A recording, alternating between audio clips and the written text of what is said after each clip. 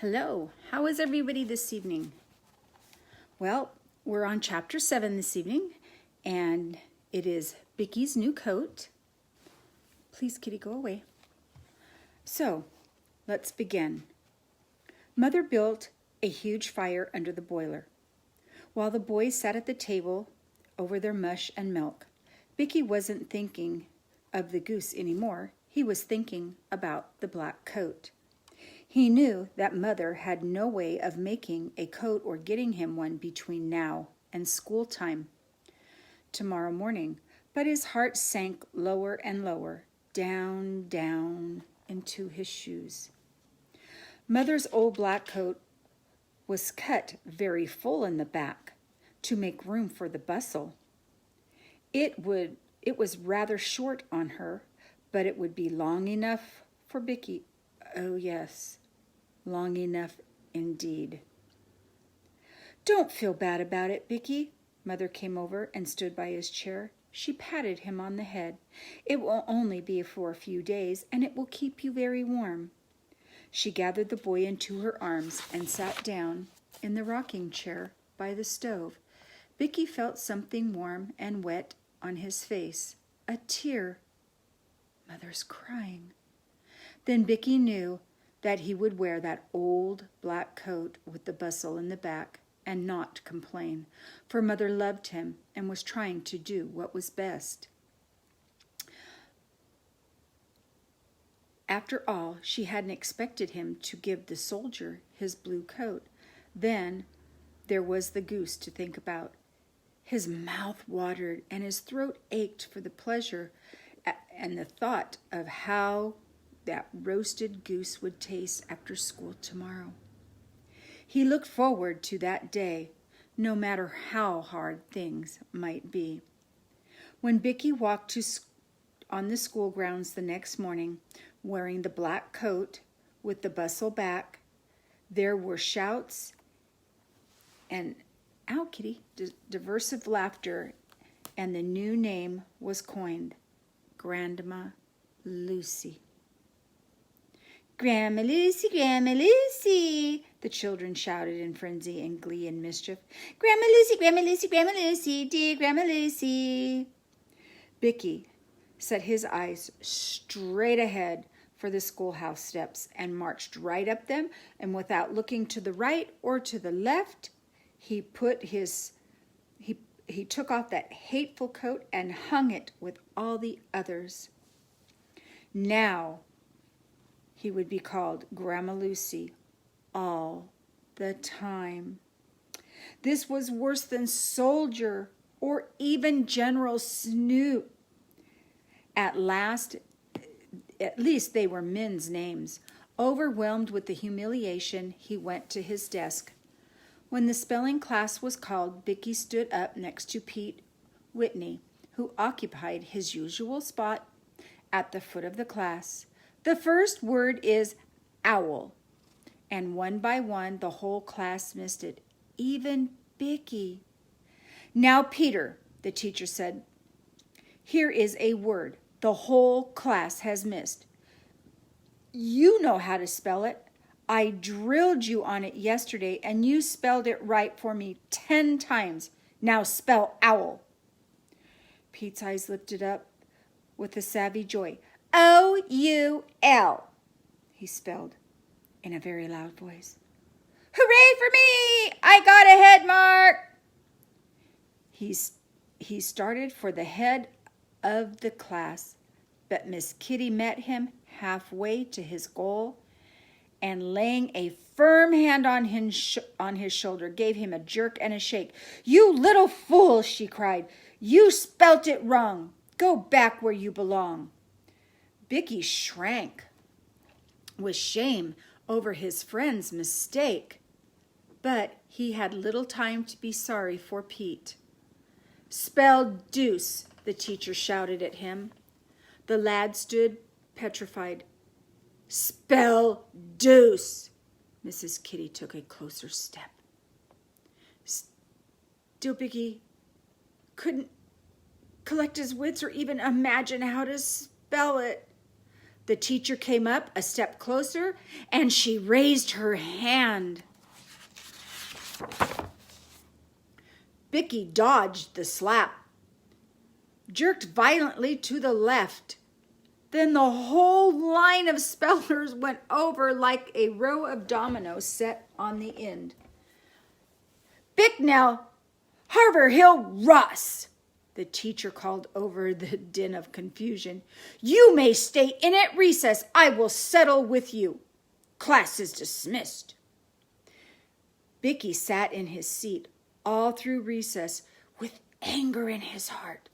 He would get even with Miss Kitty. He and Pete would think of a good way to get even.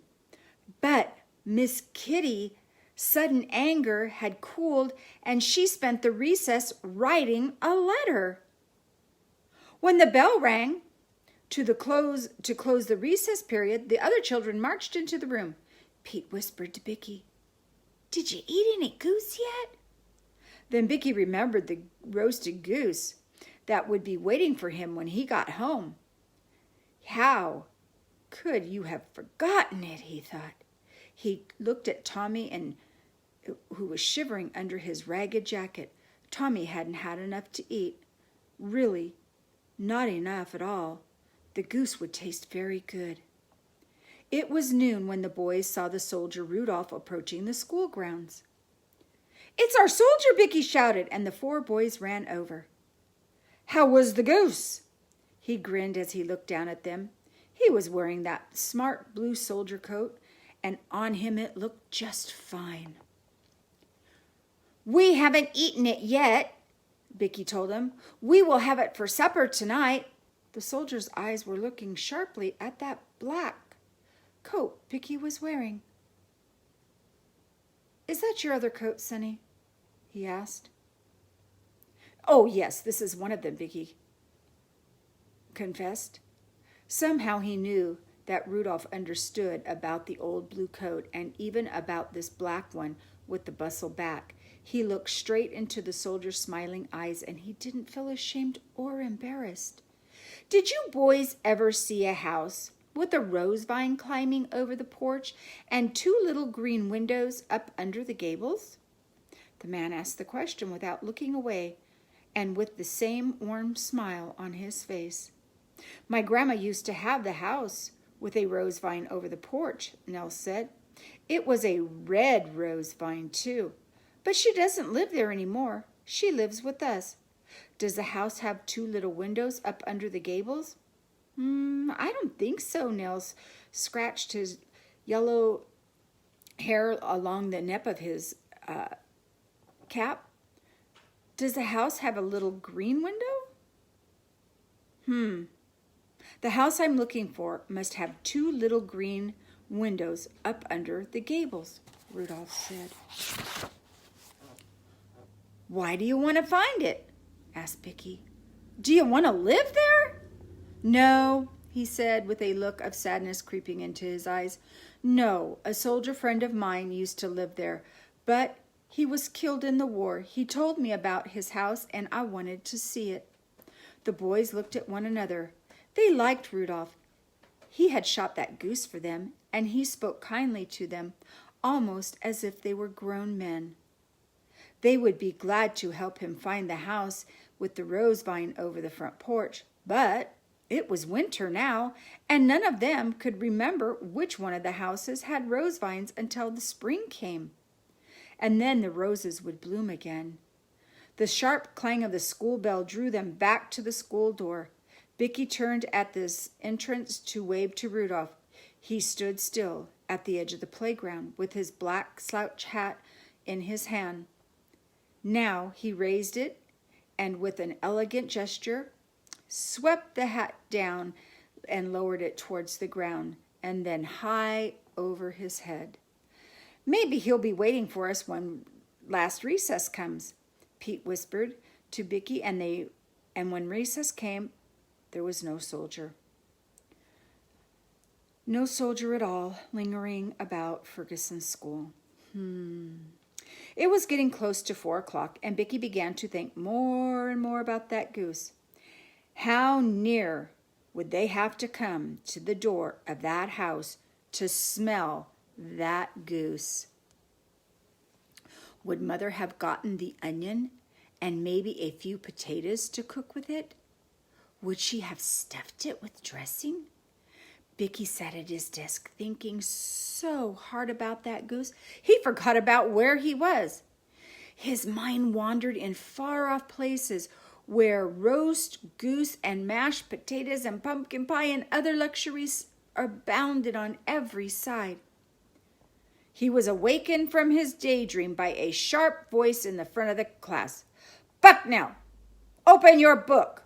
Stop daydreaming and get your work, or I shall have you come and stand in the front of the room." Bickie hurried to get his book. He was not willing to take any chances on having to go to the front of the room. There he would have to stand in a corner with his face in the wall and the book in his hand. If he so much as moved his foot or his hand, there would be a smart cuff to the ear. He bent over his book, determined to master his lesson. The colored picture at the beginning of the lesson chapter drew Bickie's interest. Underneath it were words written. He spelled them out. Then he said, "Alimentary canal."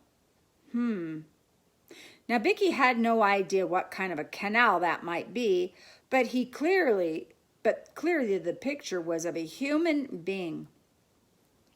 He knew that these things pictured in color in and on the figure were the insides of people. Their stomachs, their intestines, their lungs, their liver, their brain. He wondered if Miss Kitty's looked like that on the inside. Very likely they did. A bright idea came into his head.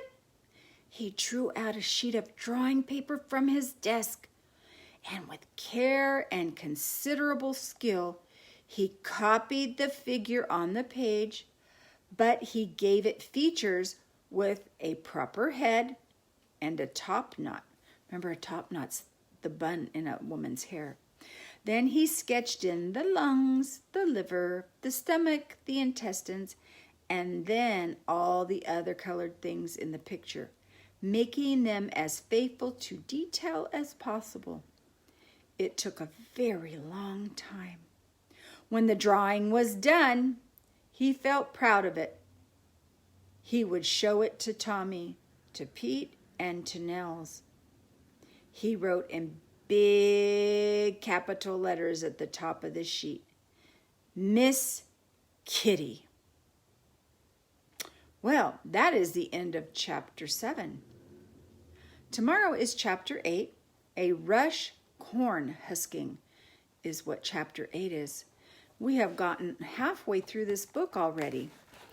It's quite an interesting little book. So now we know that they've had a fire. Their neighbor helped them out. They found an odd-looking rock in their basement of the house that had burnt down. He had to get he was wearing his father's blue military coat, and he didn't like it. And when they went hunting, a soldier came by, and he finagled a way to get rid of his jacket. Well, then he ended up having to wear Mother's. So we're going to figure out exactly what's going on. This young man has had a real hard time of it. So, a rush corn husking is tomorrow's story. See you all at 8 o'clock. Have a great evening. Let's see, finish.